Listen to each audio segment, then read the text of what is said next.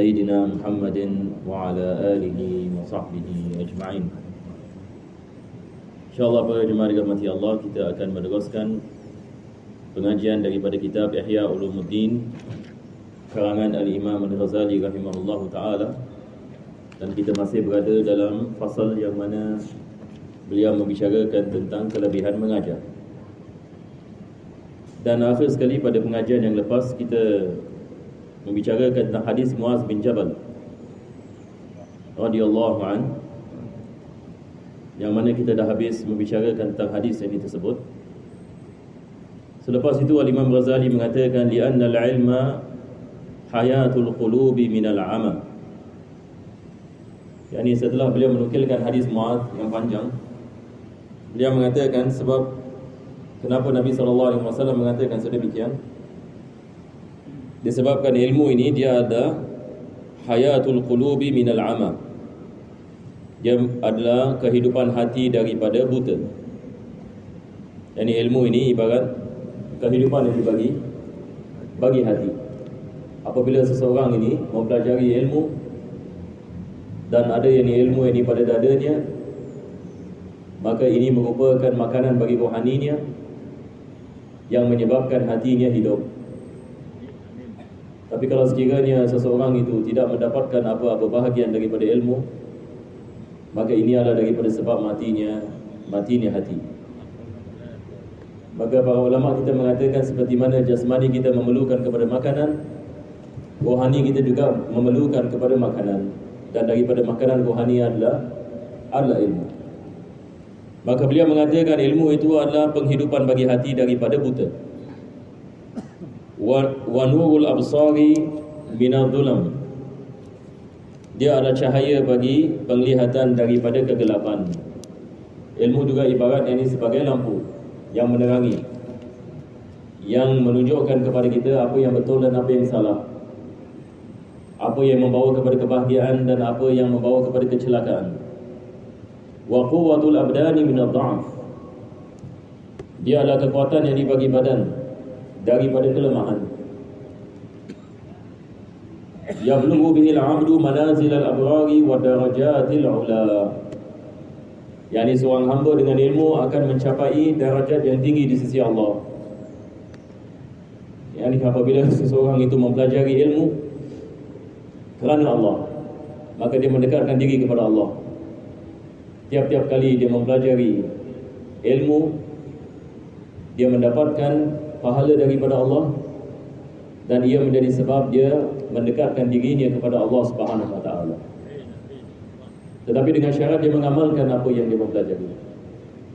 Jadi satu orang belajar ilmu agama dan dia mengamalkannya, ini adalah jalan menuju kepada Allah. Al-ilmu wal-amal. Seperti mana ulama kita sentiasa menekankan dua perkara ini, al-ilmu wal-amal. Yani seseorang itu dia belajar kerana Allah dan dia beramal dengan ilmunya kerana Allah. Maka dia mendekatkan diri kepada Allah Subhanahu wa ta'ala. Maka ilmu itu akan menjadi cahaya baginya dan akan menyebabkan dia mendapatkan darajat yang tinggi. Wa tafakkur fihi ya'dulu bis-siyam. Imam Ghazali mengatakan tafakkur dengan ilmu dia adalah seperti seorang yang mendapatkan pahala puasa. Jadi seseorang itu dia mengulang kaji ilmunya dan dia memikirkan tentang sesuatu perkara, maka dia mendapatkan pahala di sisi Allah Subhanahu wa taala. Kadang-kadang bila kita belajar ini, misalnya ini kita ulang kaji yang ini dimindah gitu, apa yang kita telah mempelajari, dan kita merenungkan apa yang kita mempelajari. Misalnya kita mempelajari yang ini tentang sifat-sifat Allah Subhanahu wa taala. Kita mempelajari misalnya dalam ilmu aqidah bahawasanya Allah Subhanahu wa taala yang menciptakan segala-galanya. Allah Maha berkuasa. Jadi bila kita lihat kepada ciptaan Allah, kita mengenangkan tentang Allah Subhanahu wa taala yang telah menciptakan ciptaan ini. Yang tidak ada selain daripada Allah mampu menciptakannya, melainkan Allah. Dan segala-galanya berlaku dengan izinnya dan kehendaknya. Jadi apabila kita lihat kehidupan kita seharian, kita memahami bahawasanya segala-galanya berlaku di atas kehendak Allah. Dan kita mula merenungkan hikmah Allah Subhanahu wa taala. Allah Subhanahu wa taala melakukan ini dan melakukan itu dan melakukan ini dan melakukan itu. ada perkara yang berlaku dan sebagainya, maka segala-galanya berlaku dengan izin Allah. Kalau kita rasa yang keimanan dan kebesaran Allah Subhanahu Wa Taala, maka ini dimaksudkan dengan tafakkur. Tafakkur maksudnya kita merenungkan. Kita apabila kita melakukan salat ini juga kita merenungkan hukum ahkam, perkara-perkara yang wajib dalam salat, hukum-hukum salat, misalnya sunnah-sunnah salat, dan merenungkan tentang hikmah di sebalik kenapa Allah mewajibkan dan bagaimana sunnah Nabi SAW mendatangkan kejayaan. Maka ini semua adalah perkara yang mendekatkan kita kepada Allah. Al-Imam Ghazali mengatakan tafakkur ini dengan ilmu ya'dilu siyam. Pahalanya adalah seperti pahala seorang yang berpuasa. Jadi bahagia bagi orang yang berilmu dan merenungkan ilmunya. Wa mudarasatuhu bil qiyam. Satu orang melakukan mudarasah. Mudarasah ini seperti murajaah. Yani satu orang ini dia belajar, dia ulang kaji. Tadi kita belajar misalnya dalam kitab Bidayatul Hidayah, kita belajar tentang adab-adab keluar daripada tandas. Nabi SAW seperti mana dalam hadis Tirmizi mengatakan, apabila seseorang itu keluar daripada tandas, baca ghufranaka. Kita baca ghufranaka, minta pengampunan daripada Allah. Dan kita renungkan bagaimana Allah berikan kepada kita nikmat, dan nikmat bagi tandas, nikmat yang besar. Kita mengeluarkan najis daripada badan, kita mengatakan alhamdulillahilladzi adhaba aniyal adab. Segala puji bagi Allah yang telah mengeluarkan najis daripada badan kita yang memudaratkan, wa afani, dan memberikan kepada kita afiat. Kita berenungkan perkara ini dan kita ulang kaji balik dan kita mengamalkannya, Masya Allah. Maka pahalanya Al-Imam Ghazali mengatakan seperti al-qiyam, qiyamul lail, seperti seorang yang dibangun di malam. Bihi yuta'u Allah azza wa jalla. Imam Ghazali mengatakan dengan ilmu Allah ditaati. Dengan ilmu Allah ditaati. Bagaimana kita nak taat kepada Allah dengan ilmu? Bagaimana kita nak mentaati Allah kalau kita tidak mengetahui cara untuk mentaatinya? Maka di sini kemuliaan ilmu, dia menjadi asbab yang mana dengannya manusia dapat mentaati kepada Allah Subhanahu Wa Taala. Maka dia adalah wasilah. Wa bihi yu'badu, dengannya Allah disembah. Sebab satu orang itu dia tidak boleh sembah Allah melainkan diasaskan dengan ilmu yang sahih. Tapi kalau satu orang ini dia mendakwa dia sembah kepada Allah, tapi dia melakukan perkara-perkara yang bercanggah dengan akidah Islam, ini bukan sembah ini kepada Allah. Jadi nak sembah ini kepada Allah juga memerlukan kepada ilmu. Kita mesti mengetahui cara ni, siapa Allah dan apakah kewajipannya, apakah syarat bagi kewajipannya, bagaimana nak sembah ni, bagaimana nak berdoa, bagaimana nak sujud dan sebagainya. Wa bihi yu'adu wa bihi yuwahhadu wa bihi yumajjadu. Dengan ilmu manusia yang akan mendapatkan apa yang dijanjikan, dan dengan ilmu Allah Subhanahu Wa Taala diesakan, yuwahhadu. Bagaimana kita nak mengesahkan Allah Subhanahu Wa Taala dengan ilmu. Bagaimana kita nak memahami kebesaran Allah Subhanahu Wa Taala dengan ilmu. Bagaimana kita nak mengetahui sifat-sifat Allah Subhanahu Wa Taala dengan ilmu. Maka di sini ilmu membawa kepada kemuliaan. Wa bihi yumajjadu, dengannya Allah dibesarkan. Apabila kita mengagungkan Allah Subhanahu Wa Taala, apabila kita mengagungkan Allah Subhanahu Wa Taala, maka kita mengagungkan Allah Subhanahu Wa Taala dengan adanya ilmu. Jadi ilmu ini sekali lagi Imam Ghazali dia memberikan misal betapa pentingnya ilmu. Allah diagungkan, Allah diesakan. Bagaimana kita menyembah Allah, bagaimana kita memuji kepada Allah, segala-galanya ini dengan ilmu. Selepas itu beliau mengatakan wa bihi yatawarra'u, dengannya manusia dapat mengamalkan sifat zuhud dan wara'. Jadi kita dapat membezakan apakah perkara yang disukai oleh Allah, apakah ini perkara yang lebih afdal untuk kita melakukan.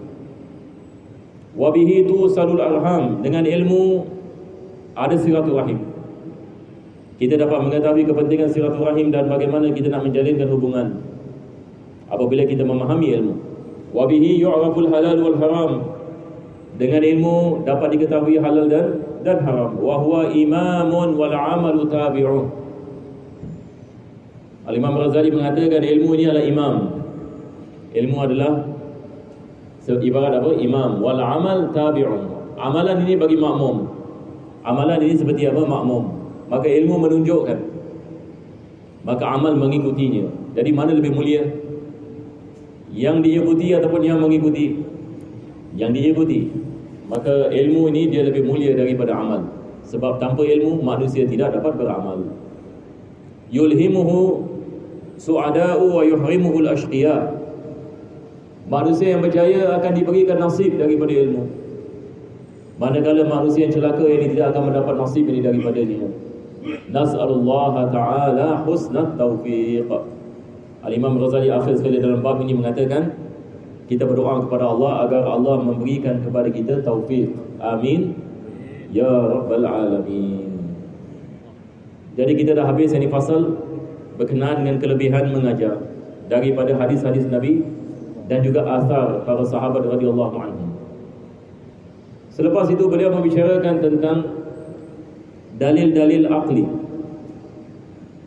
Yani kita dalam Islam ini kita ada dalil terbagi kepada dua bahagian. Kita ada dalil akli dengan dalil naqli. Yani Al-Imam Ghazali dikedepankan dalil naqli. Dalil naqli maksudnya dalil daripada Quran dan Sunnah. Ini kita mengatakan naqli. Naqli maksudnya kita melakukan quotation. Kita mengatakan Allah mengatakan sedemikian, Nabi mengatakan sedemikian. Ini dalil naqli. Manakala dalil aqli ini adalah dalil yang kembali kepada hukum akal. Allah Subhanahu wa taala memberikan manusia kelebihan. Daripada kelebihan yang Allah memberikan kepada manusia adalah manusia ini mempunyai akal. Berbeza ini dengan selain daripada ciptaan Allah Subhanahu wa taala. Dan ada perkara-perkara yang mana Allah Subhanahu wa taala mengajarkan kepada manusia bagaimana manusia dapat menggunakan akalnya. Jadi ada perkara mustahil, ada perkara yang tidak mustahil. Ada perkara kita mengatakan wajib aqli, yang ini pasti dan pasti berlaku. Dan ini semua disebutkan dalam Al-Quranul Karim. Yang ini sebagai misal Allah Subhanahu wa taala apabila membicarakan tentang sifat wahdaniyah di dalam Al-Quran, Allah mengajarkan kepada kita dalil aqli. Yang ini seperti apa? Allah Subhanahu wa taala mengatakan law kana fihima alihatun illallahu lafasadata. Allah mengatakan kalau sekiranya Tuhan itu lebih daripada satu, kalau manusia menanyakan soalan misalnya Tuhan, dia mengatakan satu, tidakkah Tuhan boleh lebih daripada satu? Ada orang mungkin terlintas fikiran, betul ke tidak? Kenapa Tuhan mesti satu? Kenapa tak boleh lebih daripada satu? Allah jawab dalam Al-Quran. Jawapannya ada dalam Al-Quran. Apa Allah Subhanahu wa taala mengatakan? Allah mengatakan kalau sekiranya Tuhan lebih daripada satu, apa jadi? Kalau Tuhan ini lebih daripada satu, apa? Allah mengatakan la fasadata. Langit dan bumi ini akan hancur. Khalas. Kamu tidak akan lihat ini langit aman seperti sekarang ni kita lihat, masya-Allah. Kita lihat sekarang kita pada waktu siang, pada waktu malam, adanya matahari, berputarnya bumi, datangnya siang ini dan malam. Ini semua menunjukkan bahawa Tuhan itu satu. Kenapa? Sebab kalau Tuhan ini lebih daripada satu, lafasadata, maka segala-galanya akan musnah. Kenapa musnah? Sebab Tuhan yang pertama akan bergaduh dengan Tuhan yang kedua. Tuhan yang pertama mengatakan aku nak ciptakan, Tuhan yang kedua mengatakan aku bantah. Tidak boleh jadi. Jadi apa jadi?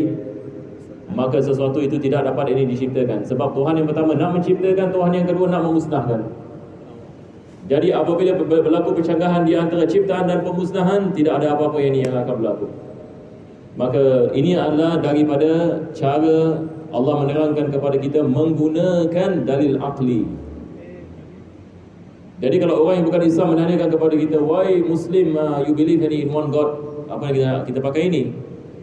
Kalau kita mengatakan kepadanya because Allah said in the Quran, dia mengatakan I don't believe in the Quran. Jadi macam mana nak berbual dengan dia?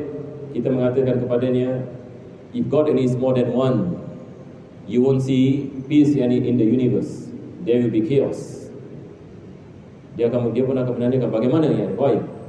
Maka kita mengatakan there will be a clash of powers. Betul ke tidak? Sebab Tuhan ini mempunyai kuasa. Tuhan yang pertama nak menciptakan, Tuhan yang kedua tidak mau menciptakan. Maka kalau sekiranya Tuhan yang pertama menciptakan dan Tuhan yang kedua berdiam diri, Tuhan yang kedua ni bukan Tuhan, sebab sesuatu telah berlaku dan dia tidak boleh buat apa-apa. Ini mustahil. Ini kita mengatakan Tuhan dia boleh duduk diam, lepas itu sesuatu berlaku tanpa ia dikuasanya, kita mengatakan ini mustahil, dia tak boleh dari Tuhan. Betul ke tidak? Kalau Tuhan yang pertama nak menciptakan, yang kedua pun nak menciptakan, maka kalau kedua-dua bertolong antara satu dengan lain, kedua-dua tak boleh dari Tuhan. Sebab yang pertama memerlukan yang kedua memerlukan yang pertama. Ini mustahil. Maka kedua-dua tidak boleh dari Tuhan. Sebab Tuhan sifatnya dia tidak memerlukan. Tetapi bila kita mengatakan Tuhan memerlukan, maksudnya Tuhan ini bukan Tuhan. Ini adalah sifat lemah. Betul. Ini mustahil. Ini adalah perkara yang mustahil. Jadi kita lihat dalam Al-Quran, Allah mengajarkan kepada kita bagaimana dengan kita menggunakan akal kita dapat memahami perkara ini. Jadi ada perkara yang mana kita dapat memahami ini dengan akal yang diberikan ini oleh Allah Subhanahu wa taala. Ini dikenali sebagai dalil akli. Jadi kita harus faham dalil akli juga daripada Al-Quran. Sebab ada orang yang tak faham, dia menyangkakan kita dalil akli, oh awak gunakan akal, maksudnya awak tak gunakan Quran dengan sunnah, awak dah lari daripada ajaran Islam. Tidak. Ini Al-Quran mengajarkan kepada kita bagaimana nak menggunakan akal. Sebab ini adalah kelebihan manusia. Allah memuliakan manusia dengan apa? Dengan akal. Jadi Al-Imam Ghazali dalam fasal yang seterusnya akan membicarakan tentang dalil-dalil akli. InsyaAllah kita tangguhkan pada keesokan harinya, sebab masa pun tak banyak. Besok kita mula baca fasal ini insya-Allah. Ila hadrat Nabi sallallahu alaihi wasallam al-Fatihah.